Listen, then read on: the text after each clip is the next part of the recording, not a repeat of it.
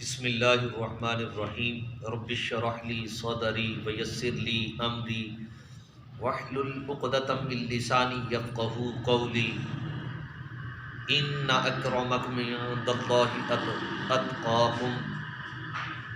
صدق اللہ العظیم وصدق رسولہ النبی الکریم الامین ان اللہ وملائکتہ یصلون علی النبی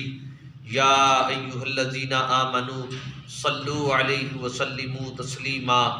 خشکشاہوں کو وہ تازہ گلاب دیتے ہیں، عہد پیری کو وہ پھر سے شباب دیتے ہیں۔ پڑھ لے درود غفلت نہ کر خدا کی قسم، تیرے سلام کا وہ اب بھی جواب دیتے ہیں۔ الصلاۃ والسلام علیک یا سیدی یا رسول اللہ وعلی آلک واصحابک یا حبیب اللہ۔ مولا یصلی وسلم دائما ابدا علی حبیبک خیر الخلق کلہم۔ نہایت ہی واجب الاحترام سامعین اکرام ناظرین، اللہ تبارک و تعالی جل شانہ کی کروڑوں بار مہربانیاں ہیں ہم جیسے گناہ گاروں پر، جو ہم جیسے گناہ گاروں کو سانس لینے کی بھی اجازت دیتا ہے۔ آج پھر لب کشائی کا موقع ملا، یہ اس کی دی ہوئی سانسیں ہیں جو امانت کے طور پر اللہ اور اس کے رسول کی رضا کے لیے دن رات کوشش کرتا رہتا ہوں۔ آج ہماری گفتگو کا موضوع ہے تقویٰ اور لا حول ولا قوت الا باللہ کی برکتیں۔ تقویٰ کا لغوی معنی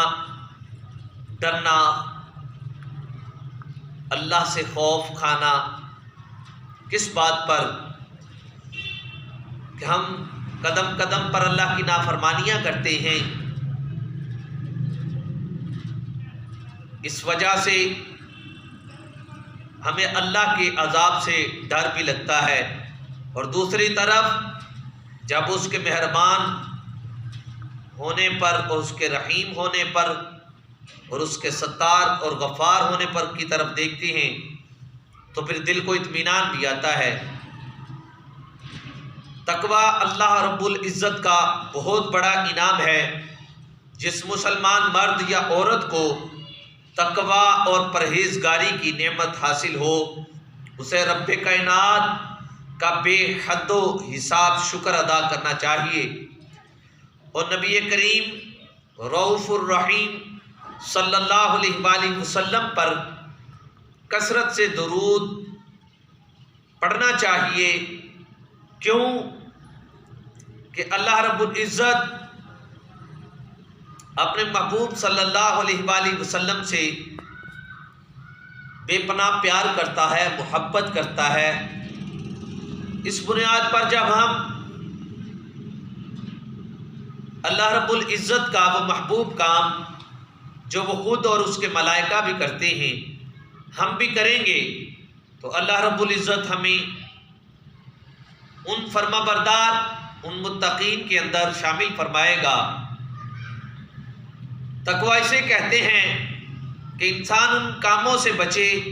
جو اس کے لیے آخرت میں نقصان دہ ہو۔ ہر مرد مسلمان اور ہر عورت مسلمان کو حرام کاموں سے بچنا چاہیے۔ اللہ عز و جل کی بارگاہ اقدس میں وہی زیادہ عزت والا اور اکرام والا اور متقی پرہیزگار ہوگا جس کو قرآن نے یہ خطاب فرمایا، ان اکرمکم عند اللہ اتقاکم، بے شک اللہ کے نزدیک تم میں سے کرامت اور عزت والا وہ ہے جو اللہ سے زیادہ ڈرتا ہے۔ حضرت عبداللہ بن عباس رضی اللہ تعالی عنہما سے روایت ہے کہ حضرت عوف بن مالک رضی اللہ تعالی عنہ رسول کریم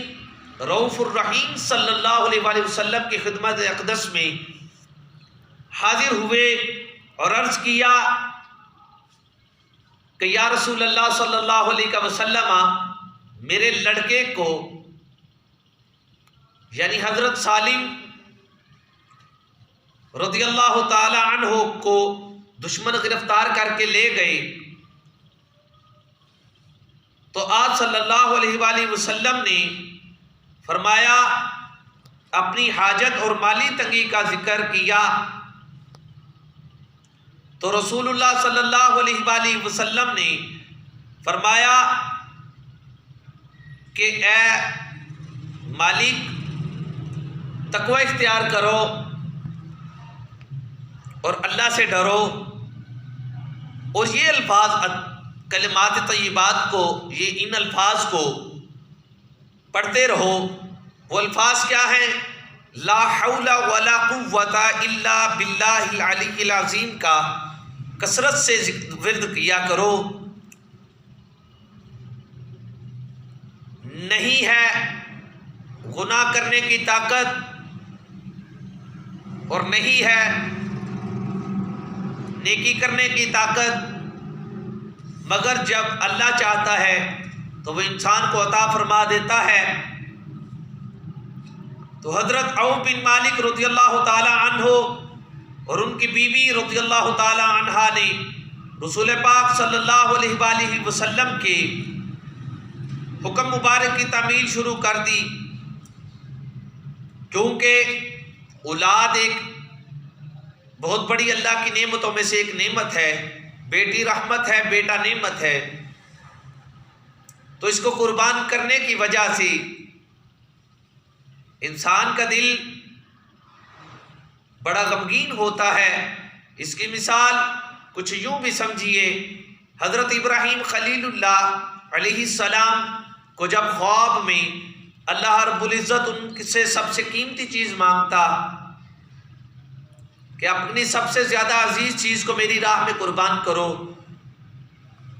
تو آپ نے ایک دن جانور ذبح کیے، 2 دن کیے، پھر جب حضرت اسماعیل علیہ السلام کی طرف اشارہ ہوا تو پھر دیکھیے فرما برداری کا وہ عالم،